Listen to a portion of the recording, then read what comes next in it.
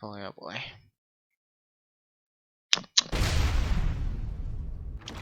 So once you go back to the save point again, make sure you go to the hallway and restock all the gems.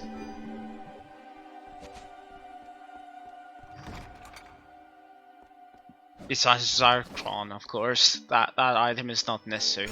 Only things like Ruby, Sapphire, Diamond and Turquoise. I used an item here just to get rid of it, so I don't have to spend too much time menuing.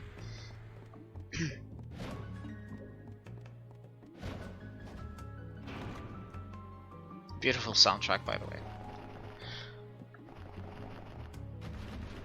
The first room going to involve a bit of replayability.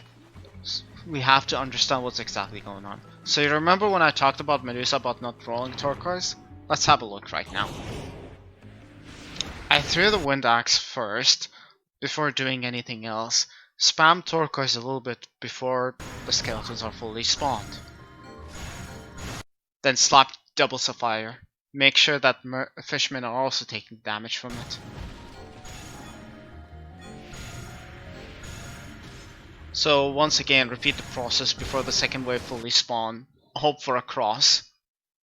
I threw a cross here just in case to secure the entire wave. Once the last skeleton spawns, go to the near door and use Ruby. Let's have a safe one, if you have a cross. I throw a cross just to guarantee one fishman kill, and then use double sapphire to kill the skeleton swords. Once again, repeat the process, throw a cross once again, wait for the second skeleton wave to be fully spawned. You see here that I adapt the situation a bit.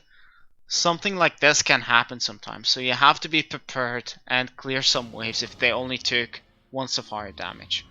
Now to recap, this is the safe strat. The maximum amount of cross that you need to throw is like around 2 or 3. And the total amount of sapphire you use is 4. On the last spawn, you use 1 ruby.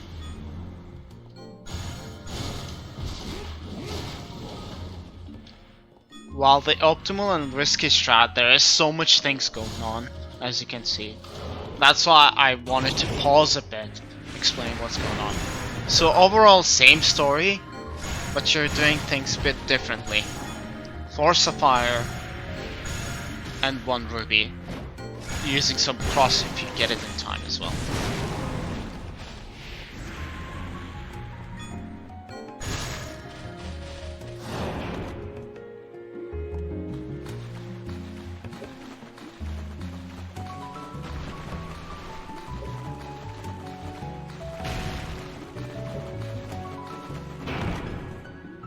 For this room, 1 ruby will finish everything off, provided that you wait for the sword to fully spawn.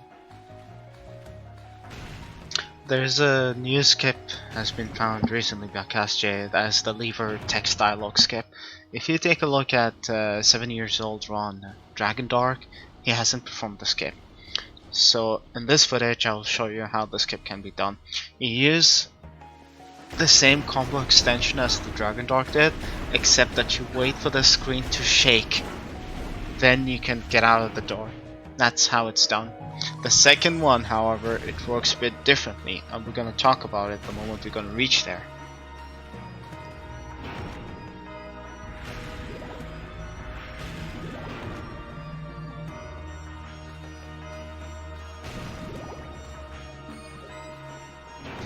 This room is very tight, so you have to pay attention here. The first flamer, use sapphire immediately before it jumps away. The second wave, however, you got to pray that there are 6 flaremen in your screen, so you could finish the rest of the wave with 1 ruby. You can actually finish the second and third wave with sapphire, but it's much better to finish it with ruby since you're already at the door to access.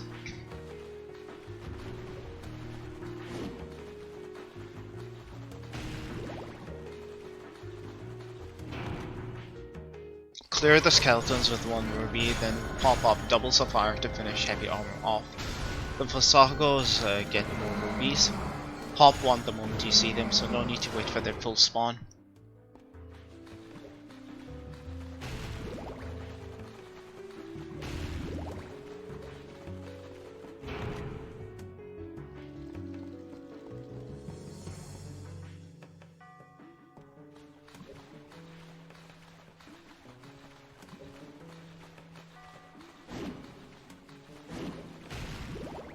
You're required to adapt your movement here because the blade hallways mechanism are completely RNG. Followed by that, there is a group of mermen and armor knight. You slap 2 rubies the moment you see that armor knight drops. You'll be able to dupe again right after you activate the second lever mechanism. And speaking of lever mechanism, the second skip works a bit differently. First of all, you have to make sure that you pre-select your memorial ticket. And after that, the moment you reach that room, you start off with 3 hits square combo extension, not full hit. You start with 3 hits, and then you do full square combo extension 2 times, and immediately activate the memorial ticket. Even though I already covered this, but I should mention it once again. If you equip the orb based on any color that you want, it will grant a special move based on the current subweapon that you're using. So for example, if you equip a purple orb, you will get a special move on a cross called Michael's Sword, the move that we are currently using throughout this dungeon.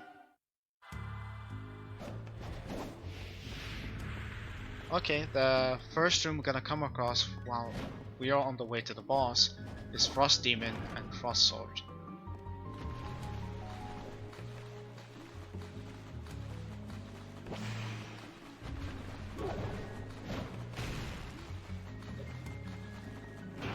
You use a Michael Sword to damage the Frost Demon since it's weak to it, then use 1 ruby to finish it off. And by the way, this is not the gamer way. Let me show you how to do it in a gamer way.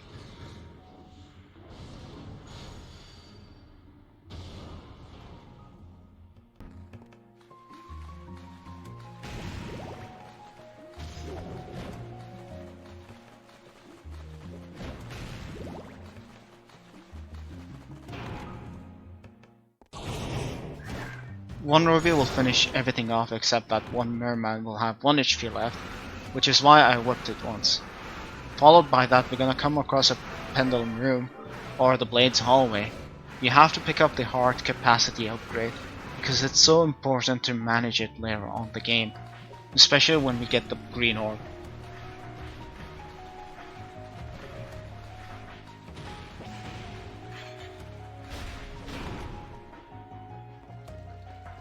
The boss will be on the next part, because there are some key aspects that you need to know on what could go wrong at that fight and how to execute the fight correctly.